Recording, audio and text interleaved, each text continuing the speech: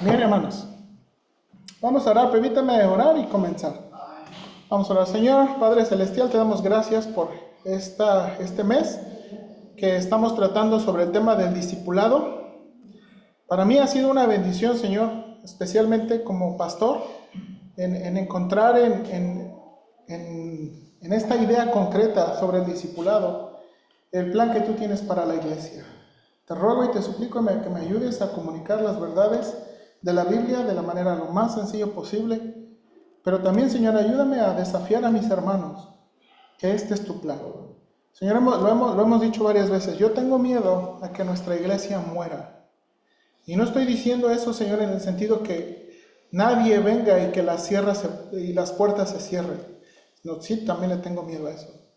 Pero le tengo miedo, Señor, a que solamente seamos personas, asistentes, con corazones vacíos.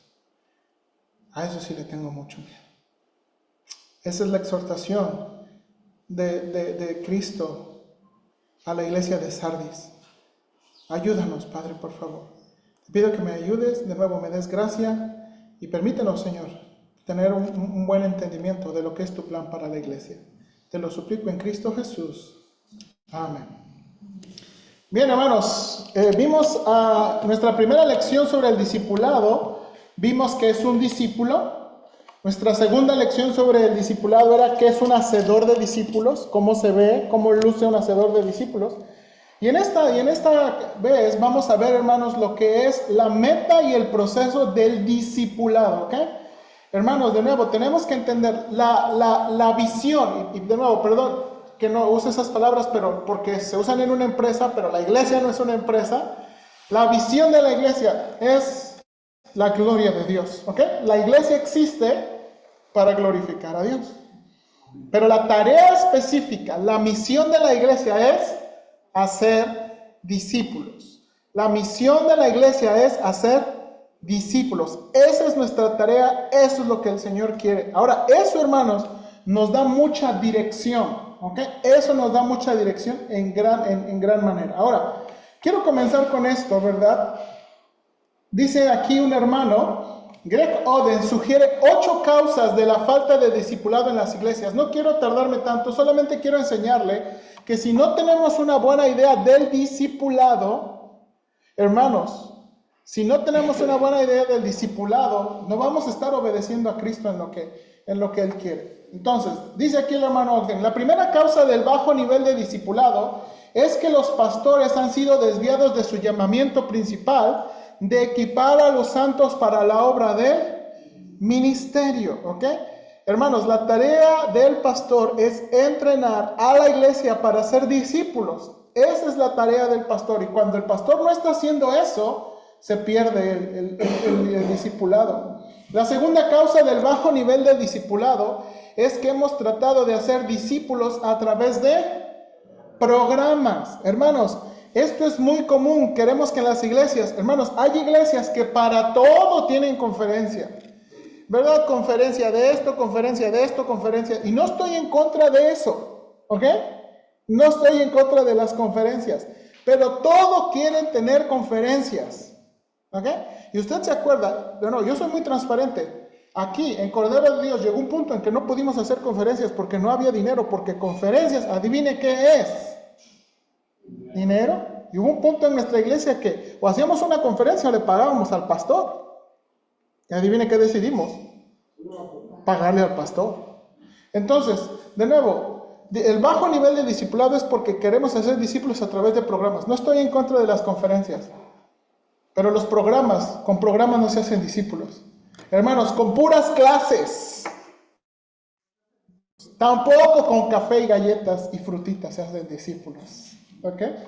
Nota aquí, la tercera causa del bajo estado del discipulado es que hemos reducido al evangelio a los beneficios eternos que obtenemos de Jesús en lugar de vivir como sus estudiantes. Hermanos, de nuevo, una mala entendimiento del evangelio. Hay personas que creen que pueden aceptar a Cristo e ir al cielo y no ser sus discípulos. Esa no es una buena idea. Hermanos, la salvación no es un ticket que agarramos y ya, ¿verdad? Así no es la salvación. La cuarta causa del bajo estado del discipulado es que hemos hecho el discipulado para supercristianos y no para creyentes comunes y corrientes, ¿verdad? A veces el discipulado no es para aquellos hermanos que tienen tiempo, que tienen ganas, que el Señor, pero digo, nosotros humanos y corrientes, ¿verdad? No. La quinta causa del bajo nivel de discipulado es que los líderes no han estado dispuestos a llamar a la gente al discipulado. A veces simplemente, ¿por qué? Porque no queremos pedirle a otros, oye, te ayudo, o ayudar a otros en el discipulado. La sexta causa del bajo nivel de discipulado es que tenemos una visión inadecuada de la iglesia como una comunidad de discipulado. Hermanos, a veces no vemos la iglesia como una familia. ¿Se acuerda que vimos en la escuela dominical? La iglesia es una familia, no es un club social, la iglesia es una familia. La séptima causa del bajo nivel de discipulado es que la mayoría de las iglesias no tienen un camino público claro hacia la madurez. Hermanos, si no sabemos a dónde vamos, ¿cómo vamos a llegar ahí? Eso se llama el síndrome de Cristóbal Colón. ¿Verdad? Él no quería ir a América, llegó a América, ¿verdad? Pero no sabía ni a dónde iba y no sabía ni dónde estaba, pero llegó. Hermanos, si no tenemos un camino, ¿cómo vamos a llegar? Y la octava y última causa del bajo nivel de discipulado, y probablemente la más reveladora, es que la mayoría de cristianos nunca han sido discipulados personalmente. ¿Qué se refiere a esto, hermanos? No hemos tenido a alguien que en una relación honesta, sincera, transparente, nos haya ayudado. Esa es la razón, no tenemos. Entonces, hermanos, queremos combatir eso. Queremos que, hermanos, ser una iglesia donde la iglesia tiene discípulos, ¿ok? Discípulos. Ok, ahora, hermanos, ¿cuál es la meta del discipulado? ¿Cuál es la meta? ¿A dónde le queremos dar? ¿Cuál es el punto y la meta del discipulado? Ok, déjenme resumirlo así. La meta del discipulado es que el discípulo glorifique a Dios, ame a Dios y viva para Dios. Esa es la meta del discipulado. Que el discípulo glorifique a Dios, ame a Dios y viva para Dios. El gran mandamiento lo resume así: Maestro, ¿cuál es el gran mandamiento en la ley? Jesús le dijo: amarás al Señor tu Dios con todo tu corazón y con toda tu alma y con toda tu mente. Este es el primero y grande mandamiento. Hermanos, el primero y grande mandamiento. Esa es la meta, hermanos. Una relación genuina, real y práctica que glorifique a Dios por fe y obediencia es la meta del discipulado. Entonces, hermanos, y yo le he dicho, la meta del discipulado, hermanos, créanme, estoy en serio, la meta del discipulado no es tener 100 sillas y las 100 sillas llenas. Porque nos va a pasar lo de la iglesia en Sardis, que tienes testimonio que vives, pero estás ¿qué? Muerta. Porque podemos tener 100, podemos tener 200, pero no ser discípulos de Cristo. Hermano, ¿de qué nos sirve cantar aquí, verdad? Instrumentos, sí, úsame, Señor. Si allí en mi vida, allí en mi casa, allí en mi trabajo, allá con mis hijos, no estoy dispuesto a vivir para Dios.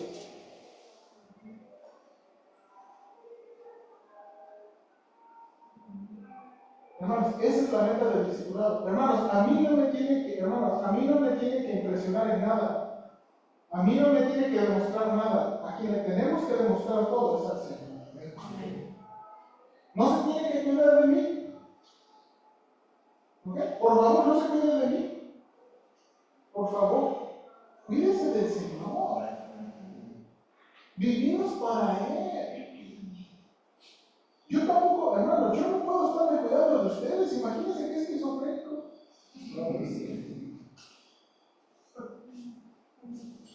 La meta del discipulado. Ahora, miren los versículos.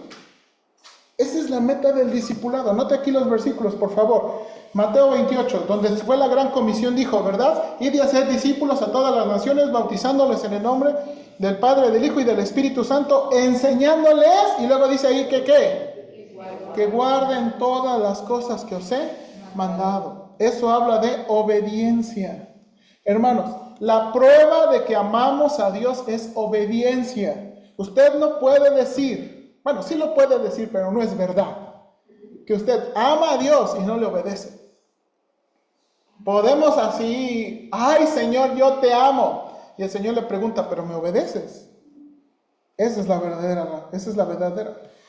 Pablo dijo en 1 Corintios 10:31, si pues coméis o bebéis o hacéis otra cosa, hacedlo todo para la gloria de Dios. Coméis o bebéis o hacéis otra cosa, todo debe ser ¿para qué? Para la gloria de Dios. Y dijimos, ¿verdad? Es reconocer al Señor. La gloria de Dios es reconocer su belleza, ¿verdad? Reconocer que vivimos para Él. Él no está para servirnos, nosotros estamos para servirle. Nosotros estamos para vivir para Él. Juan 8:31, miren lo que dice. Si vosotros permanecéis en mi palabra, seréis verdaderamente mis discípulos.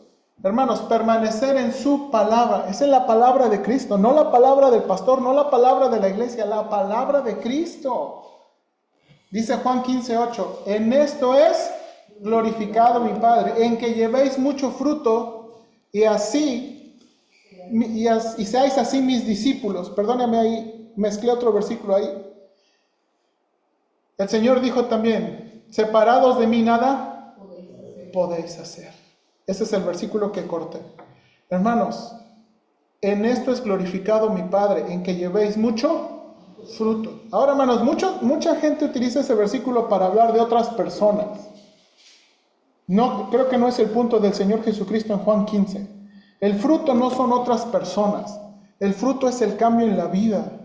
El fruto, hermanos, es vivir para Dios. El fruto es glorificar a Dios. El fruto es que Dios sea real en nuestra vida. En eso es glorificado Dios. No hay que hacer mucho. Exactamente. Note aquí, si alguno viene a mí y no aborrece a su padre, madre y mujer e hijos y hermanos y hermanas y aún también su propia vida, no puede ser mi discípulo. Ok, ahora, de nuevo, ¿qué significa eso? ¿Significa que debemos odiar activamente? No. Eso habla de prioridad. Dios debe ser la prioridad en nuestras vidas. En nuestras vidas. Ahora, hermanos, de nuevo, el problema de que no estudiamos la Biblia y no tenemos una cosmovisión bíblica es que esos versículos para muchos significan, ay, entonces eso significa que no tengo que trabajar y que tengo que ser como los 12 discípulos, seguir a Cristo y vivir de las limosnas. No. O que les dejan de dar a sus papás y todo porque Eso significa. la iglesia, pues ya aquí ya no doy. O eso significa que no, papá, mamá, mira, ¿sabes qué? Pues ya no te voy a poder ayudar, ya no te voy a poder visitar, porque la Biblia dice que si no. No, hermanos, no está diciendo eso. Eso está hablando de prioridad. Prioridad.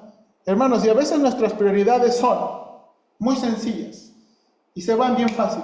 A veces mi prioridad es, el domingo hay que lavar ropa, no tengo para mañana. El fútbol, el béisbol. Hay un tantito de sueño, pues es que tuve una semana muy pesada. Y eso es nuestra prioridad. Ahora, aquí está el punto, por eso le digo, y de quien menos tiene que cuidarse es de mí, la prioridad es el Señor. Quien sabe sus motivos y corazones es el Señor. ¿Sí o no? Habla de prioridad. Colosenses 1:28 dice, mire, dice Pablo, a quien anunciamos amonestando a todo hombre, enseñando a todo hombre en toda sabiduría, no te la meta, a fin de presentar perfecto en Cristo Jesús a todo hombre. La meta del discipulado es la madurez cristiana. Y la madurez cristiana no es información, la madurez cristiana es transformación, es aplicación. Esa es la madurez cristiana. Hermanos, de nuevo, no son los 200 versículos de sobrepeso que estamos. La madurez cristiana. Tercera de Juan 1:4. No tengo yo mayor gozo que que el oír que mis hijos andan en la verdad. La meta del discipulado es que las personas y los cristianos estén en la verdad. Hermanos, de nuevo, yo deseo de todo corazón que todos los que somos miembros de aquí, vivamos aquí. Hermanos, pero si alguien alguna vez se sale de aquí y va a otra iglesia y vive para Dios en otra iglesia, ¿hay algún problema? No. Mientras sean discípulos de Cristo. Mientras sean... ¿Hablaba de discípulos o tuvo hijos? No, está hablando de discípulos. Está hablando de hijos como discípulos. Entonces, esa es la meta del discipulado, hermanos. Esa es la meta del discipulado. Que los discípulos glorifiquen a Dios, vivan para Dios. De nuevo, una relación genuina, real y práctica que glorifique a Dios por fe y obediencia. Esa es la meta del discipulado. Eso es a lo que tenemos que pegarle. Eso es a lo que hay que pegarle. Ahora, hermanos, ¿cómo le vamos a pegar? Y entonces hablamos del proceso de discipulado. ¿Cómo vamos a cumplir esa meta y cómo vamos a llegar a esa meta? ¿Ok? ¿Cómo vamos a llegar a esa meta? Bueno, el proceso del discipulado requiere por lo menos 3 componentes esenciales: personas, lugar y un plan. ¿Qué piensa? ¿Está usted de acuerdo o no? Ok. Un hermano lo puso de esta manera: se necesita un líder intencional, más un ambiente relacional, más un proceso reproductible, da un número infinito de discípulos. Hermanos, la idea del Señor Jesucristo fue hacer discípulos. Él no vino a plantar mega iglesias. Hermanos, ¿se acuerdan? Cuando alimentó a los 5,000 hombres, había como 10,000 personas, ¿sí o no? Como 10,000 personas. El Señor hubiera sido de esos, ¿verdad?, predicadores como del Estadio Azteca, llenando el Estadio Azteca. Ahora, Él quiso que todos le siguieran. Esa era su meta, tener un chorro de gente. ¿Se acuerda? Y de nuevo, Juan 6 es ese pasaje clave. Les dijo: ustedes me buscan por conveniencia. Ustedes no me buscan porque han visto mis milagros. Ustedes buscan porque quieren comida gratis. Y luego, ay Señor, pero ¿qué obra nos das? Moisés le dio a nuestros padres 40 años de maná. El Señor le dice: ok, yo te doy vida eterna. Mi carne y mi sangre son vida eterna. Y ellos pensando en comida, que hermano, no quiere que comamos. Y dice, desde ahí se fueron: Señor, ¿cómo los estás corriendo? Porque la meta es hacer discípulos. En la meta de la iglesia no es tener gente por conveniencia, que quiera a Dios por conveniencia. ¿Verdad? A veces, hermanos, tenemos el agua aquí. Y ahí sí, Dios, ya baja el agua. Y ya Dios ya no es tan importante. Pero cuando el agua está aquí, Dios. Pero baja el agua. Ella Dios no es tan importante. ¿Verdad? Entonces, el punto es hacer discípulos. No tener gente, no llenar lugares, es discípulos. Ok, personas. ¿Qué es eso? Note aquí. El proceso de discipulado se lleva a cabo a través de la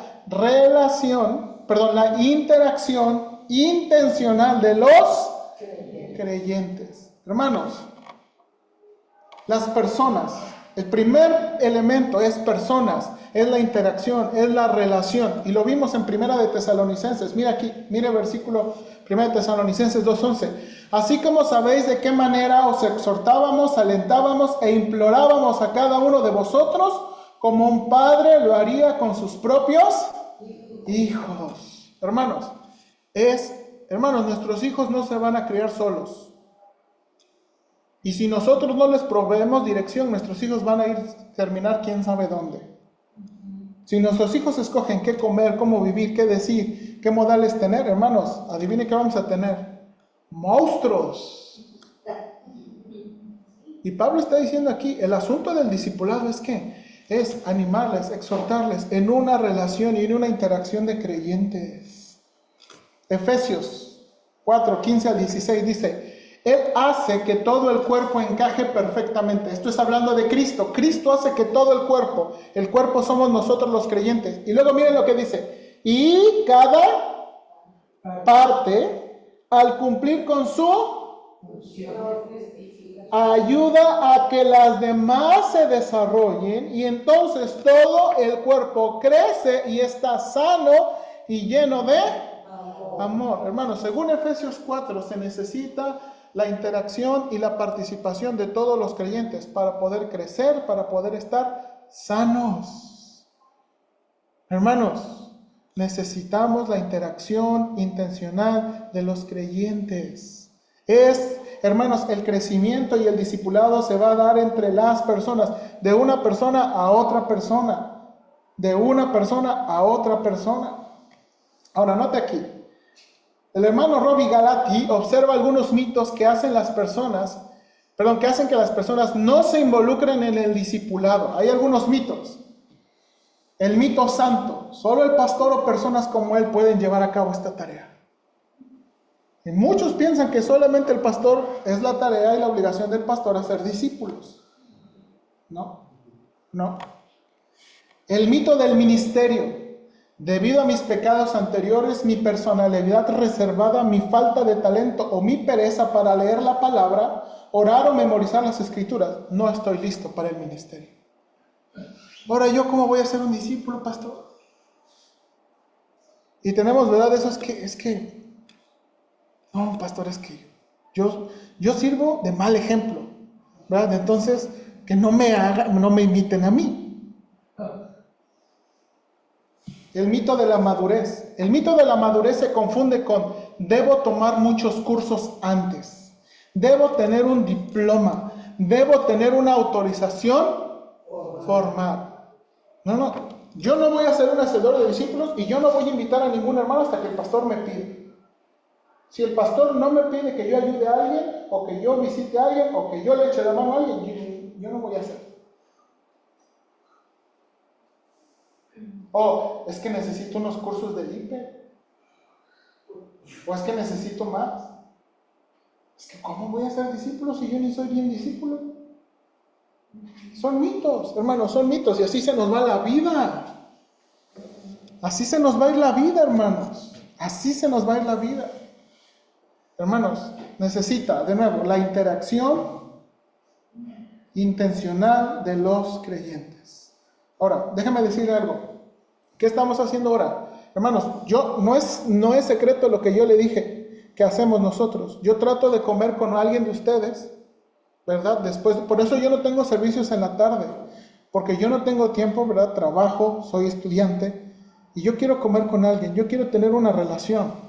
Hermanos, aquí podemos lucir y usted puede escuchar mis clases, pero la interacción personal, sentarnos juntos, es otro asunto completamente diferente. Eso es esa interacción. Y puede ser donde, eso puede ser, ¿verdad? Que suave con cafecito, que suave con otras cosas, pero lo importante es la ¿qué? Interacción.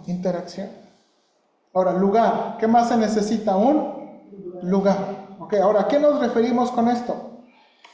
El proceso de discipulado se lleva a cabo dentro de las reuniones y actividades de la iglesia local. Hermanos, el proceso de discipulado se lleva a cabo dentro de las reuniones y actividades de la iglesia local. Déjame leerle esto.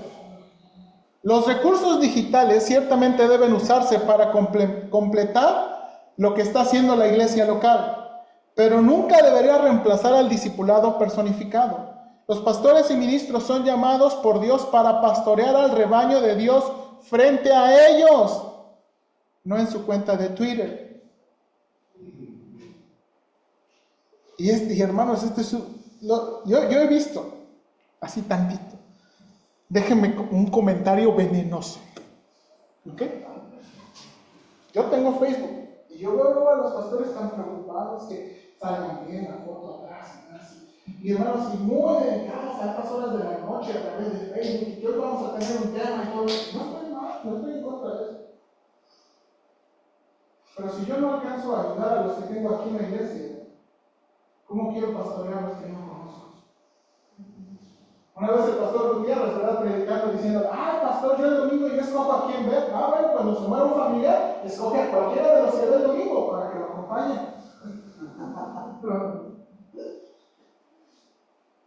¿Verdad? Porque no, pastor, yo quiero ver el sermón, yo escojo varios sermones. Ok, cuando usted se enferme, háblele a cualquiera de esos que usted ve el domingo para que lo acompañe, para que lo aconseje. No podemos, hermanos. No podemos. Ya no vamos a gastar más dinero en Zoom. Ya no vamos a gastar más dinero en esas cosas. No podemos discipular a través de Facebook, no podemos discipular a través de Twitter, no podemos discipular a través de WhatsApp. Necesitamos la interacción. La interacción. Es ver. Ahora, el lugar, estamos hablando del lugar. Note aquí, dice Efesios 3:10.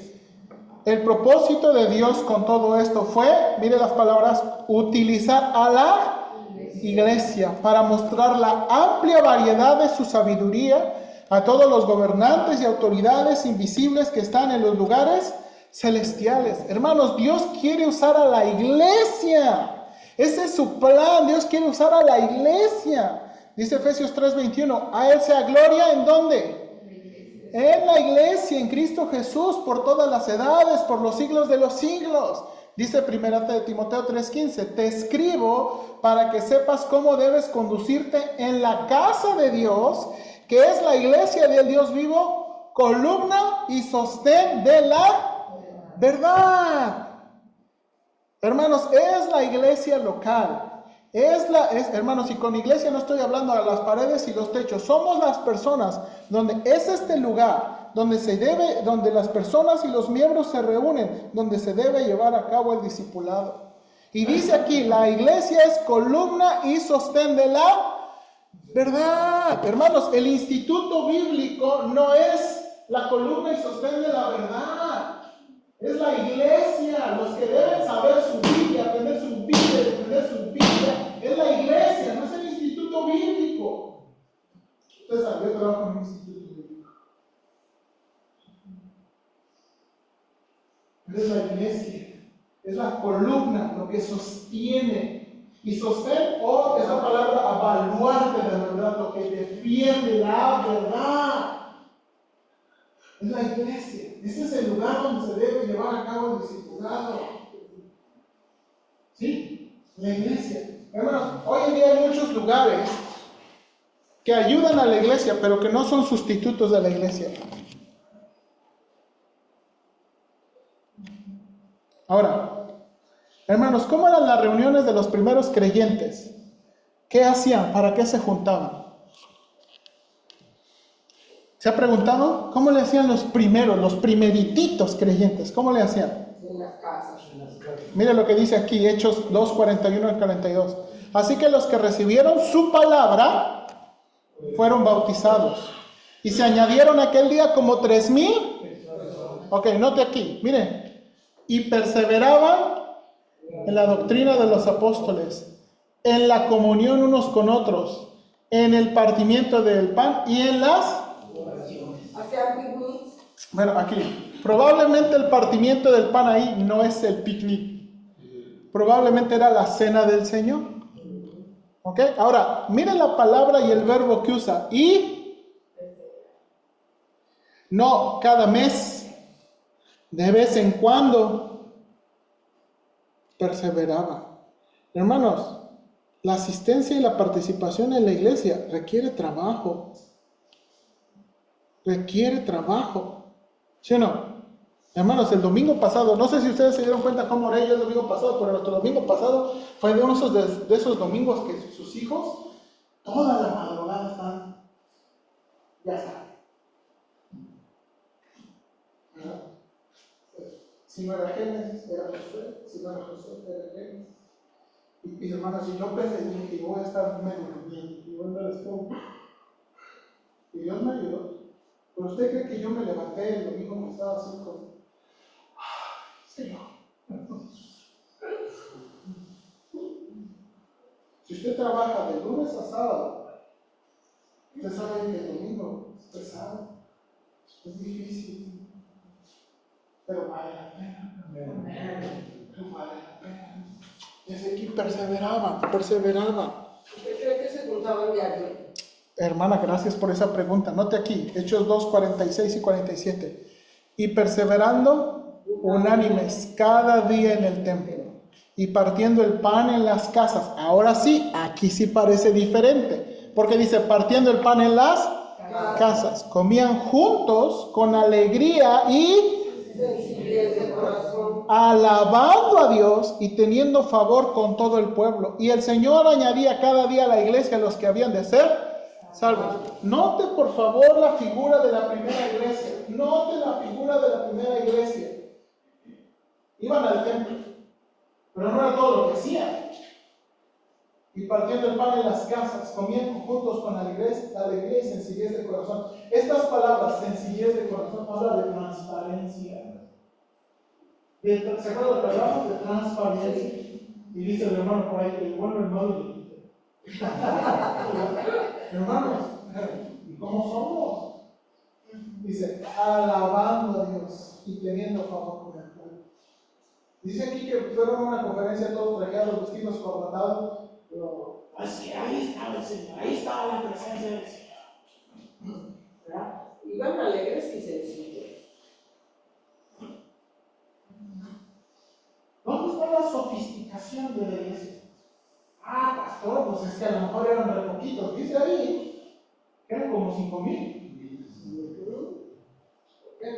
Eran como 3,000. No, pastor, esto nada más son para las iglesias chiquitas. Pero cuando uno tiene una iglesia de 500, ¿cómo crees? Pero no es puro varones. O sea, eso, hermano, hoy en día no es. Esa es la cosa. Esa es la cosa. Entonces, note aquí lo que hacían. Hay iglesias Ahora, donde sí lo hacen, pero no en las casas. Después, en iglesias grandes, después hacen pues, la comida. ¿Sí? Y después voy a tener sugerencias. En esos tiempos la iglesia estaba en diferentes casas. Exactamente. No tenían edificio que era. Exactamente. Sí, pero sí iban a un templo. Sí, mientras les dejaron, porque estábamos hablando de Jerusalén. Ya. Pero después, por ejemplo, ¿se acuerda? Pablo cuando llegó antes de Filipos, no me acuerdo dónde fue, ni siquiera tenían una sinagoga, se reunían en un, ¿cómo dice? En una, no, Un teatro. no, era como en un riachuelo. O sea, ni siquiera tenían un lugar, no tenían una sinagoga, no tenían un cuarto, no pagaban nada, se reunían afuera. En la calle. Digo, bueno, en el campo. Sí. Ahora, ¿qué actividades y programas tenemos nosotros? Quiero explicar, a lo mejor usted ni sabe, pero mire lo que tenemos. Tenemos escuela dominical, niños y adultos. Tenemos servicio de adoración. Tenemos estudio bíblico y oración los miércoles. Tenemos club bíblico los sábados. Hay reunión femenil. Estas son las cosas que hacemos más consistentemente. ¿Ok? Estas son las. Ahora, la pregunta aquí es: ¿están nuestras actividades y reuniones enfocadas en hacer discípulos de Cristo? Porque tenemos, hermanos, si hemos de añadir algo o hemos de quitar algo, debe ser en base a qué. Si esto está haciendo qué, discípulos de Cristo. Ok, vamos a tener una conferencia. Vamos a tener una conferencia de misiones y vamos a invitar a los misioneros. Ok, ¿eso va a ayudarnos en hacer discípulos de Cristo? No. Puede. No, más bien lo que hacen es pedir dinero.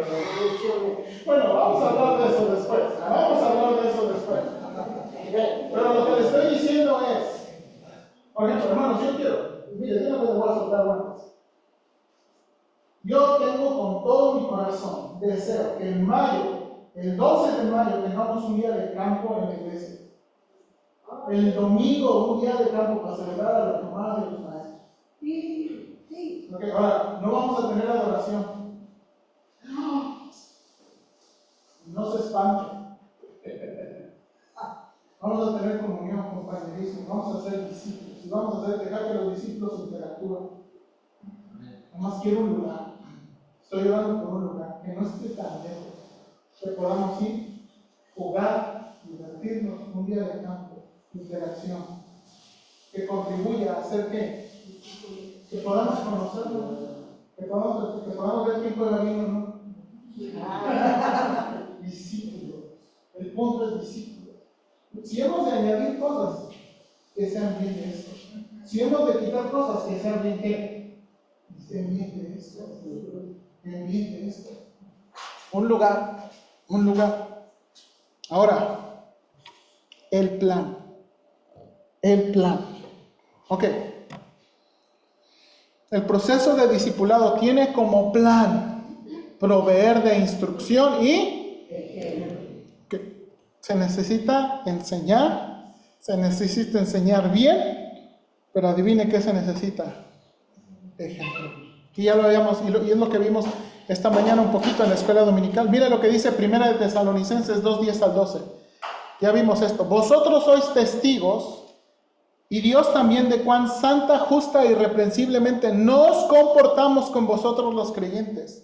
Así como también sabéis de qué modo, como el Padre a sus hijos, exhortábamos y consolábamos a cada uno de vosotros, y os encargábamos que anduvieseis como es digno de Dios, que os llamó a su reino y gloria.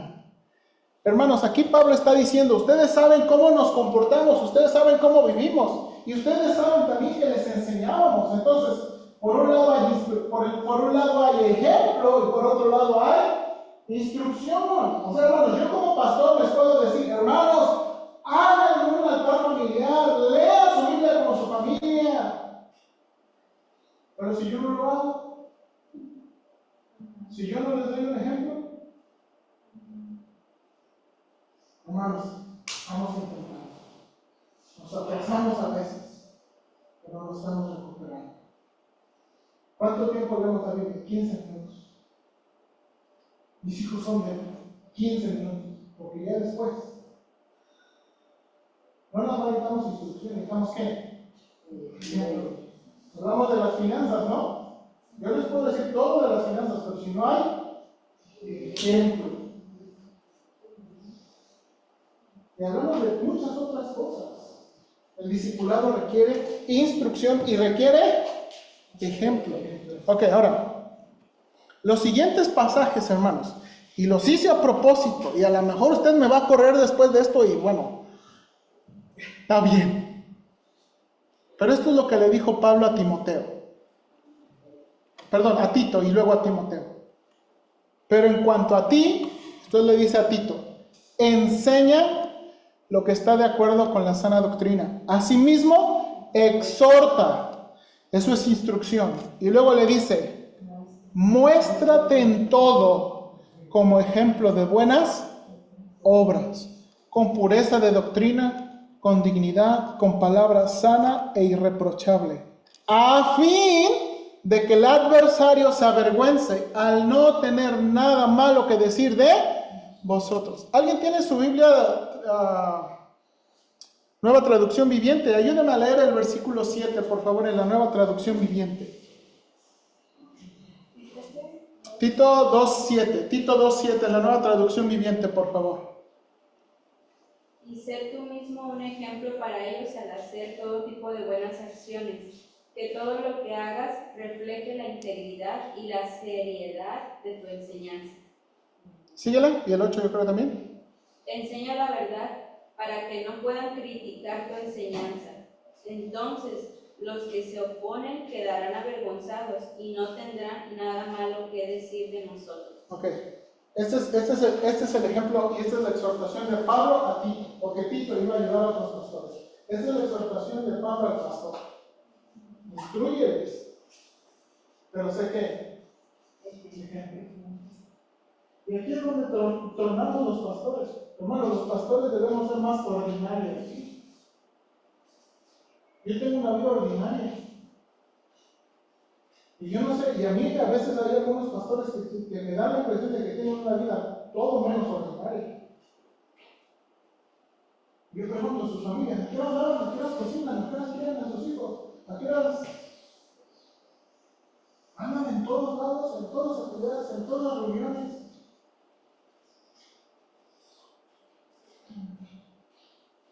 El pastor, hermanos, necesitamos imagen del pastor donde el pastor sea un ser humano como cualquier otro. No.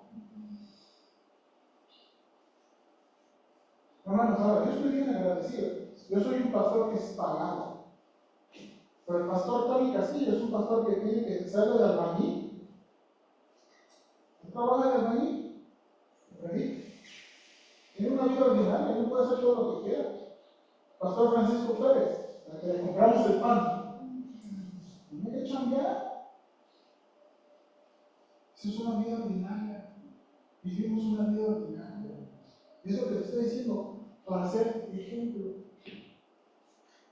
Ser ejemplo. Ahora mire lo que le dice Pablo a Timoteo. Pablo a Timoteo. Este es uno largo. Al señalar estas cosas a los hermanos, serás un buen ministro de Jesucristo, nutrido con las palabras de fe y de la buena doctrina que has seguido. La buena doctrina que has seguido, instrucción. Pero nada tengas que ver con las fábulas profanas propias de viejas. Eso es instrucción. Más bien, disciplínate a ti mismo para la piedad. Instrucción. Porque el ejercicio físico aprovecha poco, pero la piedad es provechosa para todo, pues tiene promesa para la vida presente y también para la futura. Esto manda y enseña. Instrucción. Ahora note aquí, no permitas que nadie menosprecie tu juventud. Antes, sé ejemplo de los creyentes en palabra, conducta, amor, fe y pureza. Entre tanto que llego, ocúpate en la lectura de las Escrituras, la exhortación y la... ¿Qué es eso? Instrucción. Reflexiona sobre estas cosas, dedícate a ellas. Y luego mira aquí, para que tu aprovechamiento sea evidente a todos. ¿Qué es eso? Hermanos, ese es el plan. El plan es instrucción y ejemplo. Instrucción y ejemplo. Ahora, dejemos unas observaciones. Paso 1. Cada creyente debe establecer una relación intencional. ¿Cómo lo llevamos a la práctica? Necesitamos establecer una relación intencional. ¿Cómo se hace eso? Un grupo grande. ¿Cómo se hace eso? Un grupo pequeño. La mayoría de libros de discipulado recomiendan 3 personas, máximo 4. ¿Por qué? Porque 3 personas, 2 personas, 3 personas ayudan más. 4 todavía se fortalecen, pero 5 ya no hay tanta intimidad y transparencia. La mayoría, un grupo. O, en casos, 1 a 1. Necesitamos establecer una relación intencional. Ahora, hermanos, de nuevo aquí, o somos hacedores de discípulos o somos discípulos. Ese es el plan de Dios. Ese es el plan de Dios. Paso número 2. Cada creyente debe estudiar activamente la palabra de Dios.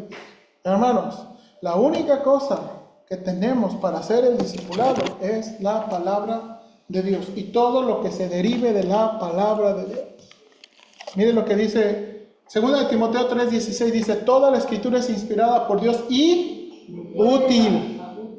4 cosas: enseñar, redarguir, corregir e instruir en justicia. Instruir en justicia. Eso habla de, hermanos, nos enseña. Si no sabemos, nos enseña. Si estamos haciéndolo mal, nos reprende. Si nos desviamos, nos regresa. Instruir nos mantiene en el buen camino. Dice el hermano English: el discipulado profundo se trata de buscar el tipo de conocimiento que transforma, no solo informa. Seguramente necesitamos ser tanto oidores como hacedores de la palabra de Dios, pero no podemos esperar ser hacedores hasta que primero hayamos sido ¿qué? Oidores. Hermanos, necesitamos que cada creyente debe estudiar activamente la palabra de Dios. Hermanos, yo ni estoy espantado que no lean su Biblia. Pero si queremos ser discípulos de Cristo, debemos leer la Biblia. Debemos estudiar la Biblia activamente, porque eso va a transformar nuestras vidas. Hermana Patti. Por ejemplo, hermano, ahí dice, el discipulado profundo se trata de buscar el tipo de conocimiento que transforma, no solo informa. Sí, pero nosotros, por ejemplo, nuestra parte en el discipulado, cuando alguien que conoce, que queremos hacer eso, ahora sí que sí es obra del Espíritu Santo llegar a eso de que transforme al otro, ¿no? No es algo que yo voy a lograr. ¿Sí? Yo no, yo transmito, o sea, todo lo que usted habla con respecto a yo quiero Sí. vivir, pero la transformación, no, pues Sí, que es sí. Dios. Sí, hermana Pati, yo estoy de acuerdo. Y a lo mejor, perdón que no enfatice eso. Pero todo esto es con el poder del Espíritu. ¿Cómo lo voy a lograr? Sí. Ahora, aquí viene. El hermano lo está diciendo en este punto, hermana Pati. Necesitamos estudiar más la palabra de Dios que los libros, una vida con propósito. ¿No ha leído una vida con propósito? Aquí hubo una clase de ese libro. Necesitamos más estudiar la Biblia. Decía el hermano, ¿se acuerda de este libro que escribió El Discipulado Profundo? Los discípulos deben tener lo que necesitan, no lo que quieren. Y a veces lo que necesitamos no es cómodo, ni es bueno, pero es lo que necesitamos. En eso estamos hablando. No estamos hablando de la información. ¿Se acuerda? La información y el conocimiento que transforma, que nos hace a la semejanza de Cristo, no que nos está diciendo tú bien, tú. ¿Saben qué? No tiene muchos años que se empezaron a escribir buen libro de mujeres. Ahí en el instituto, hermanos, por años buscamos buenos libros de mujeres y no había, porque todos los libros a las mujeres les decían, ustedes son unas reinas, ustedes son unas princesas, ustedes le dan del cielo, y puras cosas vacías, puras cosas necias. Y no tiene muchos años que empezaron a enseñar la palabra de Dios. Eso era todo lo que se les decía. Y de veras, hermanos, les digo porque yo fui el encargado de muchos reestructurar esas clases y sentamos a las semanas y ahora que hay que estudiar qué libros. No hay. Porque todos los libros son superficiales. Todos superficiales. Y no les enseñan Biblia. Hermanos, las conferencias de mujeres, a veces lo menos que se enseña es Biblia. Puras opiniones. ¿Y la Biblia? O consejos.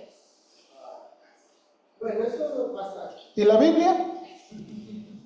Ahora, esto es lo que necesitamos. Y hermanos, y de nuevo, si me quiere correr, está bien. Si me quiere correr, está bien. Pero de nuevo, le estoy diciendo, por eso yo no quiero que participemos en todas las conferencias, ni traigamos a todas las personas. No, usted nos puede enseñar. ¿Verdad? Ahora, quiero ser equilibrado. Pero lo que necesitamos es la Biblia. Ahora, note aquí. Paso 3. Cada creyente debe supervisar su avance en una relación de rendición de cuentas recíproca para proveer el siguiente nivel. Hermanos, al entrar en una relación de discípulo, hacedor de discípulos, de discipulado, discipulador, es una relación recíproca. ¿Sí o no? Es una rendición de cuentas recíproca. Ok, vamos, tienes que leer la Biblia. Nosotros como discipuladores, tienes que leer la Biblia. Y el discipulador nos va a decir, ¿tú lees la Biblia? Tienes que memorizar versículos. ¿No sabes memorizar versículos? ¿Verdad? Por ejemplo, lo que dijimos en la escuela dominical, tienes que dejar de fumar, Y usted tiene que dejar de tomar coca. De comer grasoso. ¿No? Es una relación recíproca. Es una relación recíproca. Y digo, ¿quiénes son más buenos para encargarnos en estas cosas? Los hijos. Pastor. ¿Por qué están comiendo dulces?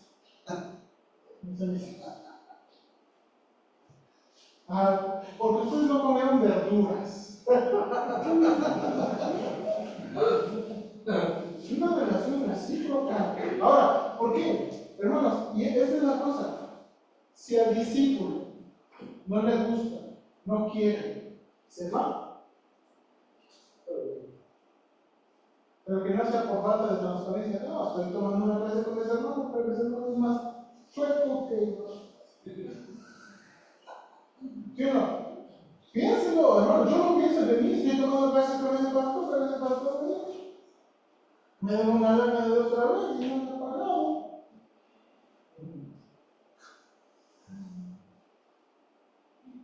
Entonces, ahora note aquí. Note aquí.